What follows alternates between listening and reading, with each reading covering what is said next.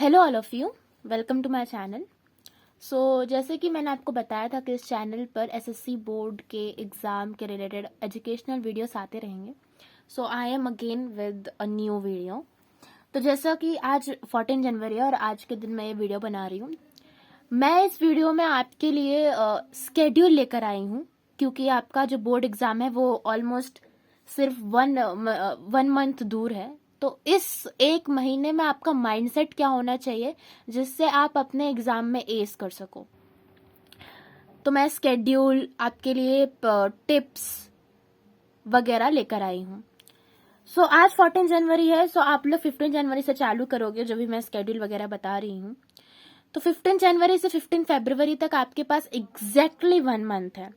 तो मैं 15 फरवरी क्यों कह रही हूँ, क्योंकि आप देख सकते हैं जैसे कि 20 फरवरी से मराठी और सेमी इंग्लिश वालों का आई थिंक सो पेपर चालू हो रहा है। 23 से इंग्लिश मीडियम वालों का चालू हो रहा है। तो 20 फरवरी को जो फर्स्ट एग्जाम होगा उसके प्रिपरेशन के लिए भी आपको कम से कम 3 to 4 डेज अलॉट करने पड़ेंगे। तो इसीलिए मैंने 15 फरवरी तक का ही टाइमलाइन लिया है ओवरऑल प्रिपरेशन के लिए। तो आपके पास 1 मंथ एग्जैक्टली बच रहा है।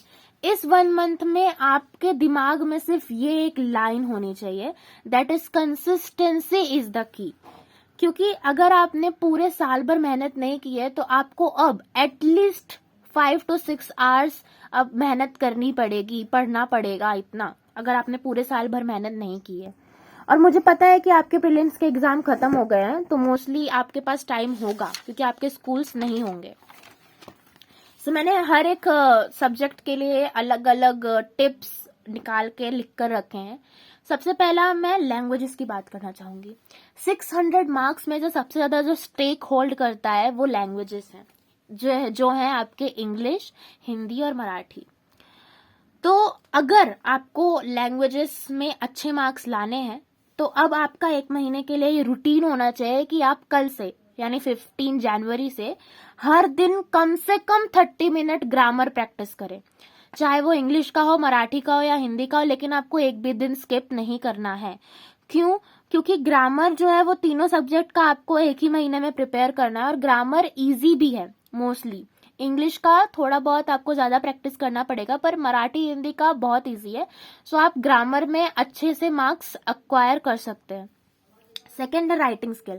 राइटिंग स्किल पूरे पेपर में, चाहे वो हिंदी, इंग्लिश, मराठी हो, पूरे पेपर में सबसे ज्यादा मार्क्स होल्ड करता है। तो अगर आपका राइटिंग स्किल पे पकड़ अच्छा है तो आपके मार्क्स ऑटोमेटिकली लैंग्वेजेस में अच्छे आ जाएंगे। मुझे खुद मराठी में 94, हिंदी में 95 और इंग्लिश में 91 मार्क्स आए हैं। तो मैंने क्या किया था कि मैंने बहुत ज्यादा लिखने की प्रैक्टिस की थी।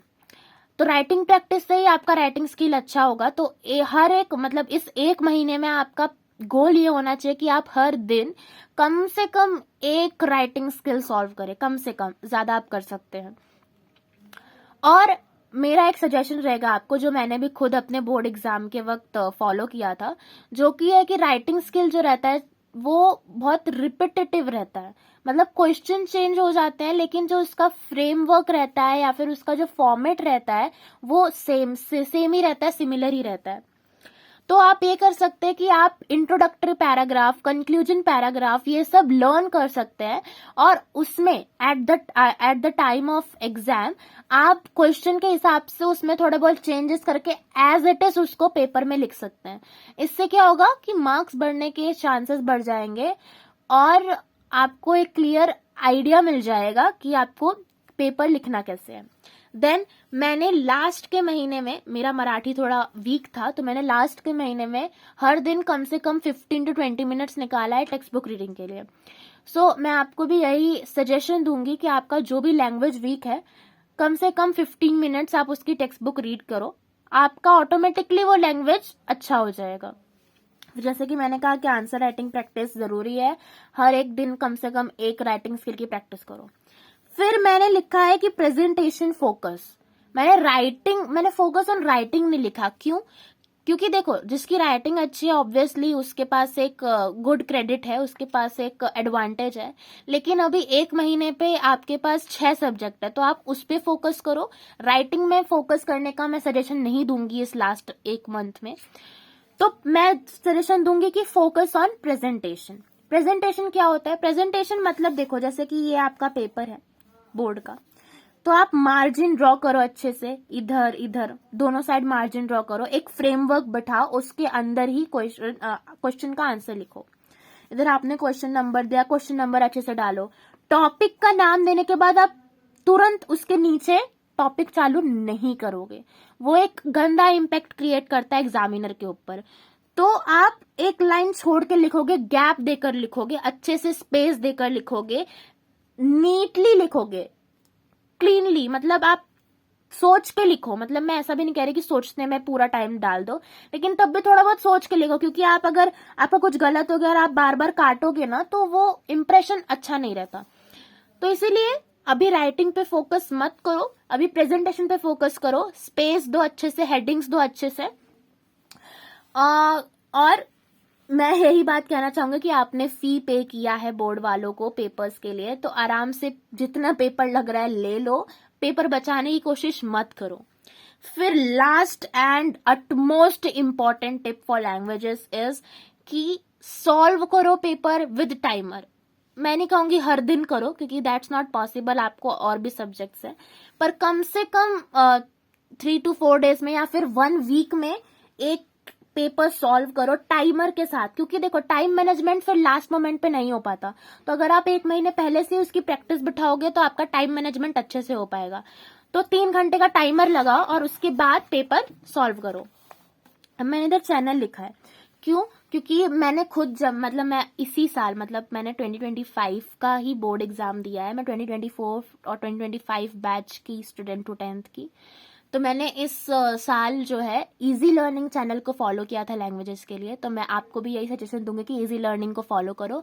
और अभी मैंने जस्ट देखा है कि उनके मैराथन्स भी चल रहे हैं लैंग्वेजेस के, जो आपके लिए बहुत ज़्यादा यूजफुल होंगे। मैं हो सकेगा तो मैं डिस्क्रिप्शन में उसका लिंक डाल दूंगी, just go and check it out, it would be definitely very useful for you. तो मैंने इसलिए चैनल के नाम दिए हैं जो आपको मदद आएंगे, मतलब आपको काम आएंगे। फिर मैथ्स, देखो मैथ्स मैंने लिखा है text book is equal to भगवान।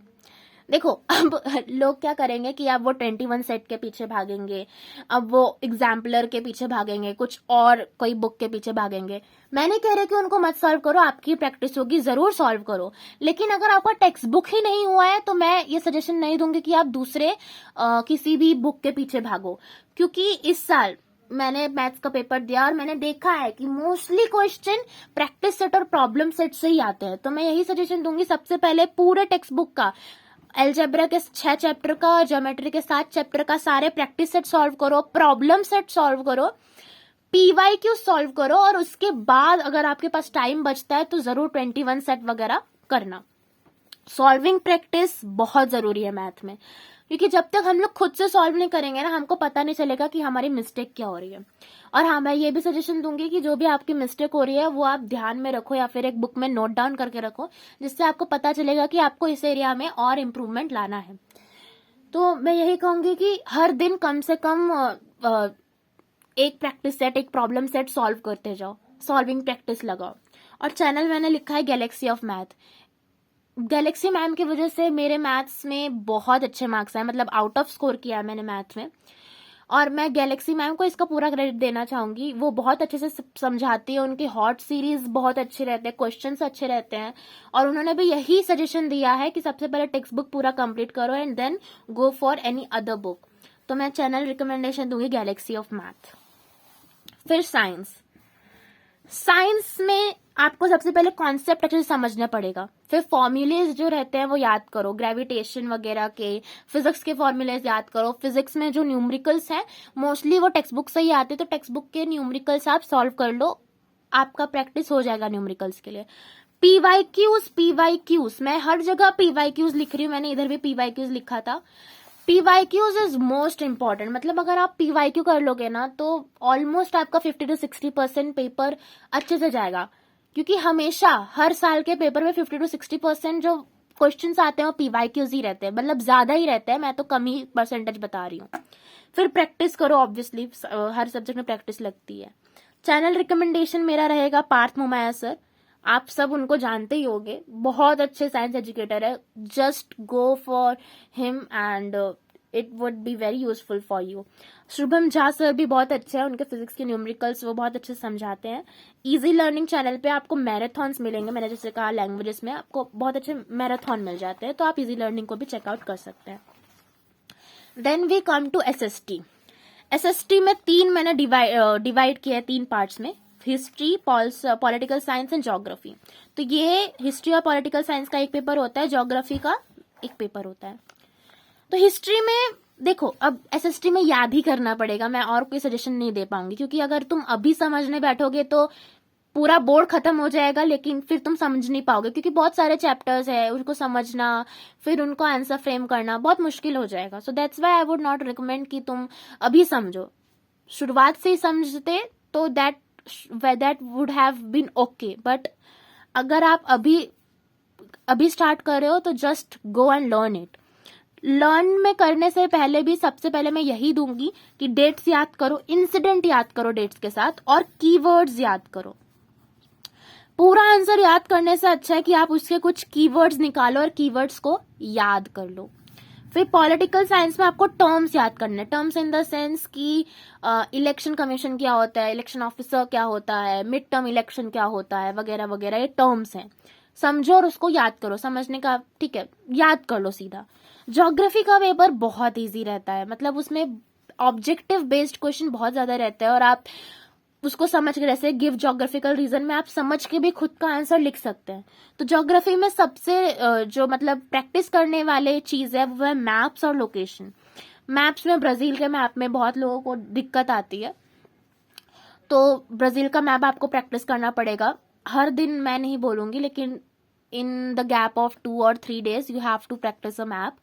तो मैप ले आओ अपने घर पे, फिजिकली अपने सामने उसको बैठ के सॉल्व करो, क्योंकि देखोगे यूट्यूब पर तो उतना इफेक्टिव नहीं रहेगा, जितना आप खुद से सॉल्व करोगे तब इफेक्टिव रहेगा. लोकेशन याद करो, स्पेशली इंडिया के तो याद हो जाते हैं सबको, ब्राजील के याद नहीं होते, तो लोकेशन याद करो. फिर मैंने लिखा है मार्क्स इज इक्वल टू कितना लिखना है. मतलब जो भी क्वेश्चन के जितने मार्क्स है उसी पर डिपेंड करेगा कि आपको लिखना कितना है. जैसे कि अभी कोई 4 मार्क्स का क्वेश्चन है हिस्ट्री में, राइट शॉर्ट नोट्स टाइप, तो मैं सजेस्ट करूंगी कि 8 लाइन्स लिखो. मेरा यही सजेशन रहेगा कि जितने मार्क्स हैं उससे डबल उसके लाइन्स लिखो. 1 मार्क्स का क्वेश्चन है तो 2 लाइन का आंसर लिखो, 2 मार्क्स का क्वेश्चन है तो 4 लाइन का आंसर लिखो. ज्यादा हो सकता है, लेकिन इतना भी नहीं कि आप 2 मार्क्स के क्वेश्चन के लिए 8 लाइन के आंसर लिख रहे हो. नो, आपका टाइम मैनेजमेंट फिर बहुत बुरा है. आपको 2 मार्क्स के लिए मिनिमम 4 लाइन्स लिखना है, मैक्सिमम आप 5 या 6 लाइन्स तक जा सकते हो, उससे ज्यादा नहीं. फिर चैनल मैंने फिर से इजी लर्निंग ही आपको रिकमेंड किया है, क्योंकि मैंने भी इजी लर्निंग ही फॉलो किया था. उसके मैराथन्स रहते हैं और अच्छे से प्रैक्टिस होती है, तो आप इजी लर्निंग को इसके लिए भी देख सकते हैं. मैं लिंक दे दूंगी डिस्क्रिप्शन में. So that's it for today. अगर आपको कोई भी डाउट है, जैसे कि अगर आपको लैंग्वेजेस में चाहिए कि राइटिंग स्किल में हमको और डिटेल में आपको चाहिए कि हमें क्या एग्जैक्टली याद करना चाहिए, क्या चेंजेस करना चाहिए, तो आप मुझे कमेंट करो. I will definitely make a video on it. Math में अगर आपको कोई प्रॉब्लम है तो just comment it down. Science में, एसएसटी में, जिसमें भी प्रॉब्लम है कमेंट करो, क्योंकि अभी 1 महीना बचा है और मेरे लिए भी ये पॉसिबल नहीं है कि मैं हर एक सब्जेक्ट से हर एक कॉन्सेप्ट के लिए वीडियो बनाऊं. तो मैं उसी पर वीडियो बनाऊंगी जिस पर बच्चों के सबसे ज्यादा डाउट्स हैं, क्वेरीज हैं. So just comment it down and I will make a video on it.